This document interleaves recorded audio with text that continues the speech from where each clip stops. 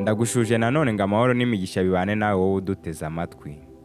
Iki ni icyigisho cya 9 kivuga ngo abaragwa b'amasezerano imbohe z'ibyiringiro. Gifite icyo kwibukwa kigira giti nimuhindukire igihome gikomeye mwambohe z'ibyiringiro mwe. Uyu munsi ndahamya yuko nzabashumbusha kabiri nk'uko kiboneka muri Zakariya igice cya 9 umurongo wa 12. Nongeye nguhaye ikaze nanone muri iyi ncamake ikubiyemo ingingo zose z'iki cyumweru. Harimo Edeni na Kanani, igihugu nk'impano, ikibazo kijyanye no guhindura igihugu, yubire, n'igihugu cyasubijwe bene cyo.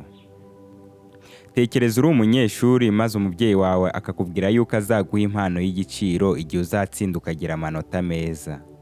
Nuko wagera ku ishuri ukirukanwa ugatsindwa ndetse imyitwarire yawe ikaba mibi cyane n'amanota akaba makeya cyane. Nuko igihembwe cyarangira ugeze mu maso y'umubyeyi akakureba akakubwira ati impano nari naguteganyirije sinkiguhaye. Ariko igihe kibivuga gutyo akongera akisubiraho akavuga ati mwana wanjye kuko ngukunda ngaho ngera ugende igihembwe gikurikiyeho uzagerageze noneho witware neza impano nagusezeraniye nzayiguha. Nyuma y'uko umuntu acumuye niko byagenze. Inyoko muntu yose yari igiye kubaho kubw'isezerano. Ariko se byari bimeze gute mbere y'uko umuntu acumura? Iyi ari ingobyi nziza ifite ibishoboka byose bituma ubuzima burushaho kuba bwiza, buryoha, kandi uyibamo wese akishimira ndetse akareba ikuzo ry'Umuremyi. Iyi ntiyari impano yo gutuma ubuzima bwa Adamu na Eva buba bwiza gusa, ahubwo yari impano izingatiye isano ikiremwamuntu gifitanye n'Imana. Nyuma y'uko umuntu yemewe gushukwa na Satani, isano yari afitanye n'Imana yari igiyemo umworera. Edeni ntihari hakiri ahantu hakwiriye umuntu nk'uwo. Iyo dusomye mu Itangira igice cya 3 umurongo wa 17 haravuga ngo na Adamu iramubwira iti ubwo wumviye umugore wawe ukarya kuri iki giti nakubujije kutazaryaho uzaniye ubutaka kuvumwa. Icyaha cya Adamu na Eva si bo bonyine cyagizeho ingaruka, ahubwo n'ibindi biremwa byose byari muri Edeni. Ingobyi nziza nk'impano bari bahawe n'Imana bayivanywemo maze Imana ibasezerana kubacungura. Uru rwari urugendo rushya rw'amahirwe ya kabiri inyoko muntu yose yari ihawe. Inyoko muntu yose yari yongeye ihawe isezerano ryo kuzongera gusubira muri Edeni nshya. Mu bisekuru byakurikiyeho Uwiteka yakomeje kuzirikana isezerano. Niko gutora umugaragu we wamwubahaga Aburahamu. Uwiteka yasezeraniye Aburahamu Kanani yo ku isi nk'igishushanyo cya Kanani yera yo mu ijuru. Iyo dusomye mu Baheburayo igice cya 11 umurongo wa 8 haravuga hati kwizera niko kwatumye Aburahamu yumvira Imana imuhamagariye kujya aho yari agiye kuragwa nuko agenda atazi yajya. Kwizera niko kwatumye aba umusuhuke mu gihugu yasezeranijwe akaba nk'umushyitsi muri cyo akabana mu mahema na Isaka na Yakobo abaraganwe nawe ibyo yasezeranijwe, kuko yategerezaga umudugudu wubatswe ku mfatiro uw'Imana yubatse ikawurema. Uyu mudugudu mwiza wubatswe ndetse ukaremwa n'Imana nta kindi ugereranwa nacyo ni Kanani yera yo mu ijuru, cyangwa Edeni nshyashya izaba igiye gusubizwa abana b'Imana bakoze neza. Nanone iyo dusomye mu Byahishuwe igice cya 21 umurongo wa 1 haragira hati mbona ijuru rishya n'isi nshya, kuko ijuru rya mbere n'isi ya mbere byari bishize n'inyanja yari itakiriho. Mbona ururembo rwera Yerusalemu nshya rumanuka ruva mu ijuru ku Mana, rwiteguye nk'umugeni arimbishirizwa umugabo we. Uwiteka buri gihe yagiye ashaka kwigishiriza abana be mu bigereranyo. Yaba Edeni, yaba Kanani, yaba Yerusalemu nshya ni ibigeranyo birenguriza ku mudugudu mwiza uzongera guhabwa abana b'Imana. Iyo dusubiye ku bya Kanani yahawe Abisiraheli, tubona ko yari gakondo bari bahawe n'Imana. Nta bushobozi nta n'imbaraga bari bafite byo gutsinda Abanyakanani. Nk'abaragwa b'amasezerano icyo bari bafite gukora gusa kwari ukwizera isezerano. Nk'uko Adamu na Eva ntacyo bakoze kugira ngo umurima wa Edeni ube wabo, ni nako Abisiraheli ntacyo bakoze ngo babe bakwiriye guhabwa igihugu cy'isezerano. Iki gihugu cyari impano y'Imana nk'uko Imana yari yarabisezeranye. Kugambirira kw'Imana ndetse n'ubuntu bw'Imana nibyo byonyine byajyaga kubahesha iki gihugu cy'isezerano. Natwe nk'abana b'Imana yasohoreje amasezerano Abisiraheli, hari isezerano rihebuje ayandi yadusezeraniye. Iyo dusomye mu Byahishuwe igice cya 2 ndetse n'icya 3, ibi ni ibice bikubiyemo amasezerano y'abazanesha. Ibyahishuwe igice cya 3 umurongo wa 21 haravuga ngo, unesha nzamuha kwicarana nanjye ku ntebe yanjye y'ubwami, nk'uko nanjye nanesheje nkicarana na Data ku ntebe ye. Ndakwifuriza kuzicarana na Yesu ubwo uzaba unesheje iyi si y'icyaha.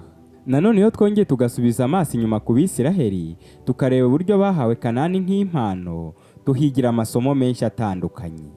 Iyo dusomye mu gitabo cyo Kuva igice cya 3 umurongo wa 8 haravuga ngo, kandi manuwe no kubakiza mbakure mu maboko y'Abanyegiputa, mbakure muri icyo gihugu, mbajyane mu gihugu cyiza kigari cy'amata n'ubuki, gituwemo n'Abanyakanani n'Abaheti n'Abamori n'Abaferezi n'Abahevi n'Abayebusi. Iyo twongeye kwibukiranya, tubona Abisiraheli ari abacakara, ndetse abo bari babereye abacakara ari bo Banyegiputa ntibashoboraga gutera Kanani ngo baneshe buno bwoko bwose. None se byagenze gute ngo bano bacakara badafite imyitozo ndetse n'ibikoresho bihagije by'intambara babashe gutsinda buno bwoko? Aha niho gukomera n'amaboko by'Uwiteka bigaragarira. Icya mbere tugomba kumenya, Abisiraheli bahawe iki gihugu nk'impano, ntabwo bagihawe nk'uburenganzira bwabo. Icya kabiri, kubahiriza isezerano bari bagiranye na Yahwe cyari ikigombero cyari gutuma babona kino gihugu cy'isezerano. Kubahiriza amategeko y'Imana byabaheshaga umugisha. Mu yandi magambo, ntibashoboraga kubona icyo gihugu n'imigisha yacyo badafite umugisha w'Imana. Gutura muri icyo gihugu byari guhora bibibutsa Imana ikiranuka, isoza amasezerano, kandi ko ari iyo kwiringirwa. Nubwo Isiraheli yahawe igihugu nk'impano ikomotse kuri Yahwe, mu buryo budasubirwaho Imana ubwayo yakomeje kuba nyiri icyo gihugu. Imana ubwayo yemeye gucumbikira Abisiraheli kuko bari bayihungiyeho, ariko itifuza kubacumbikira gusa, ahubwo yifuza kuzabana nabo muri Kanani yera yo mu ijuru. Mu yandi magambo, guhabwa Kanani yera yo mu isi ni igishushanyo cyiza kirenguriza yuko abazatsinda bakubaha izina ry'Uwiteka ndetse bakanamwubahisha bazahabwa Kanani yera yo mu ijuru. Urusobe rw'uko Abisiraheli bigaruye igihugu cy'isezerano rwerekana imiterere y'agakiza kacu. Abisiraheli bigaruye kino gihugu nta ntwaro zihambaye, nta barwanyi bahambaye bafite, ahubwo kwizera niko konyine kwatumye bigarura kino gihugu. Abefesi igice cya 2 umurongo wa 8 haravuga ngo, mwakijwe n'ubuntu kubwo kwizera, ntibyavuye kuri mwe ahubwo n'impano y'Imana. Ntibyavuye no ku mirimo kugira ngo hatagira umuntu wirarira, kuko turi abo yaremye ituremeye imirimo myiza muri Kristo Yesu, iyi Imana yiteguriye kera kugira ngo tuyigenderemo. Nk'uko byari bimeze ku Bisiraheli, natwe ntacyo dushobora gukora kugira ngo duhabwe agakiza nk'igihembo.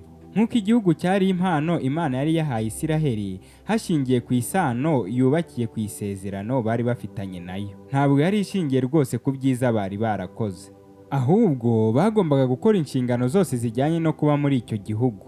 Natwe uyu munsi turasabwa kumvira ndetse no kubahiriza iby'Imana idutegeka. Twahawe Imana itangaje, nyamara ni ikintu dushobora kuzimiza turamutse tutitonze. Yubile yari umugambi w'Imana ugaragaza yuko Uwiteka ari we wenyine watanze gakondo, kandi ko nta muntu n'umwe ukwiriye kuyaka undi. Uwiteka wari warabatuye Abisiraheli mu bubata, ntiyifuzaga yuko hari undi muntu wabagira imbata. Niyo mpamvu yatanze amategeko atandukanye yagengaga imibereho y'Abisiraheli, kugira ngo hatazagira umwe ugira umwe mu Bisiraheli imbata ya burundu ye. Hakurikijwe amategeko y'Imana, gakondo yari yarahaye Abisiraheli ntiyagombaga kugurishwa, uretse gusa gukodeshwa. Iyi niyo mpamvu yatanze umwaka wa Yubile. Iyo dusomye mu Balewi w'igice cya 25 umurongo wa 10 haravuga ngo, mujye mweza umwaka wa 50 mu gihugu cyose, murangira abo muri cyo bose umudendezo. Uwo mwaka ujye ubabera uwa Yubile, muri wo mujye musubiza umuntu wese muri gakondo ye, kandi umuntu wese asubire mu muryango we. Uwo mwaka wa 50 uzababera uwa Yubile, ntimukawubibemo, ntimukawusaruremo kimeza cyangwa imbuto z'imizabibu itogoshwe. Kuko ari umwaka wa Yubile ujye ubabera uwera, mujye murya kimeza yo muri wo muyisoromye. Uyu mwaka wa Yubile cyari icyibutso gikomeye cyibutsaga Abisiraheli ibintu bibiri by'ingenzi. Icya mbere cyari cyo kumenya yuko Uwiteka ari we nyiri gakondo, nabo bamuhungiyeho maze akabaha ubuhungiro, ariko atari ukubaha ubuhungiro gusa, ahubwo ari ukubaha gakondo ishushanya gakondo yera yo mu ijuru. Iyo dusomye umubare w'igice cya 25 umurongo wa 23 haravuga ngo, ubutaka ntibukagurwe ngo bukunguranwe, kuko ari njye nyirabwo, namwe mukaba abasuhuke bansuhukiyeho. Ahangaha n'Uwiteka wabwiraga Abisiraheli yuko ubutaka atari ubwabo, ahubwo ko ari ubw'Uwiteka. Atari icyo gusa, ahubwo yagira ngo ntibite kuri gakondo yo kuri iyi si ishira, ahubwo bite kuri gakondo yo mu ijuru itazashira iteka ryose. Icya kabiri nanone Yubile yabibutsaga kwari ukongera kumenya yuko atari bo bitunze ubwabo, ahubwo batunzwe n'Uwiteka. Uyu wabaga ari umwaka wo kuraza imirima ntibayihinge, ahubwo bakizera yuko muri uwo mwaka wose Uwiteka ari we uzabatunga. Mbese wowe wizera yuko Uwiteka ari we utuma urya ukananywa, cyangwa utekereza yuko kurya ukananywa biva ku mirimo n'imihati yawe? Aho ngaho waba wibeshye pe, kuko ubayeho nta migisha y'Imana, niyo wakora ibyo wakora byose byaba ari igihombo. Ibi byabaga ku mwaka wa Yubile byongera kudusubiza inyuma, bikongera bikatwibutsa itegeko rya 4 ry'Uwiteka, ari ryo kuruhuka ku isabato. Ariko ibi ngibi byakorwaga mu buryo butandukanye.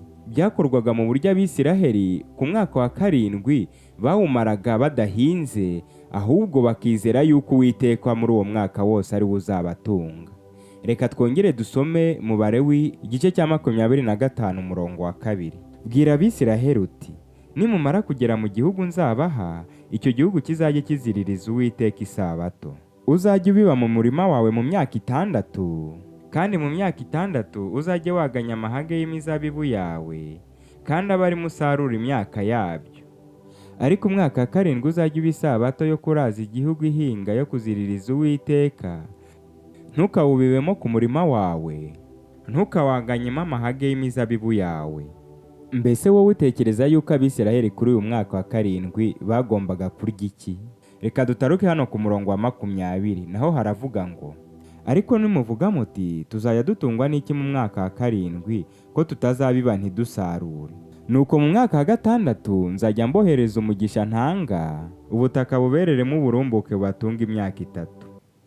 Ibi ngibi birasa neza no kwizihiza isabato ya buri ngaruka cyumweru Abisiraheli bakoraga, aho ku munsi wa 7 baruhukaga, ari we sabato y'Uwiteka. Iri ngiri ryari itegeko rya 4 mu mategeko Uwiteka yiyandikishirije n'urutoki rwe, aho yongeraga kwibutsa umuntu wese kuziririza ndetse no kubaha isabato buri uko icyumweru kirangiye. Iki ni icyibutso ndetse kikaba igihamya gikomeye cy'uko Uwiteka ari umuremyi, we waremye mu minsi 6, ku wa 7 akaruhuka. Dusubiye nanone kuri Yubile, bwari uburyo bwiza Uwiteka yashakaga kwereka Abisiraheli yuko adashyigikiye ubusumbane bw'abantu, ahubwo yashakaga kugaragariza Abisiraheli yuko ubuntu bw'Imana bose bubashyira ku rugero rumwe. Ariko ikibabaje, Isiraheli yirengagije gukomeza urugero ngenderwaho rwashyizweho n'Imana. Nyuma y'ibinyejana bikeya, imiburo y'uko bazamburwa igihugu yarasohoye. Umwami wa Babuloni yateye Isiraheli, arayinyaga ndetse aranayirimbura. Ariko igitangaje ni uko igihe Abisiraheli baturaga ibyaha byabo ndetse bagashakisha Uwiteka n'umutima wabo wose, Uwiteka yongeye akabumva, akanabumvira, akabasubiza mu gihugu cy'isezerano. Nk'uko ku Bisiraheli gutura muri gakondo yabo byari bifite ikigombero, ni nako natwe ku isezerano Yesu yatanze bisaba ikigombero, ari cyo kumwizera. Binyuze mu maraso ya Kristo, inyokomuntu yose yongeye gusubizwa Edeni nshya. Muri icyo cyerekezo, nk'Abakristo, ibyiringiro byacu bishingiye ku isezerano rya Kristo kazagaruka, kandi ko nyuma y'imyaka 1000 turi mu ijuru, azima mu isi yagizwe nshya ubwami butazahanguka. Uku kuzaba ari ugusohora kudasubirwaho kw'amasezerano yose Uwiteka yadusezeraniye ajyanye n'igihugu gishya. Ndagira nkwibutse yuko kumenya Kanani, kuririmba indirimbo z'i Kanani, kwishimira ibyiringiro byo kuzinjira muri Kanani, ibi ngibi ntibyatumye benshi mu Bisiraheli bagera muri Kanani. Natwe uyu munsi kumenya yuko Yesu Kristo yazutse kandi agapfa kubera ibyaha byacu, ndetse byose akaba yarabyikoreye, ibyo ngibyo ntibiduha uburenganzira bwo kuzagera mu ijuru. Ahubwo ikiduha uburenganzira bwo kuzagera mu ijuru ni ukwiringira ayo masezerano, ndetse tukiringira Yesu Kristo yuko ari we wenyine ushobora kutubera umucunguzi. Ibyo ni byo ngusabiye uyu munsi, ngo umwiringire kandi umwizere, akubere igihome, maze ubwo azaza tuzibanire. Ni mu izina rya Yesu, amen. Reka dusenge. Turagushimiye Uwiteka yuko wabanye natwe muri iki cyigisho. Reka ibyo twumviye hano bibe bihindura imitima yacu, maze ubwo uzaza tuzibanire. Ni mu izina rya Yesu urakoze. Amen.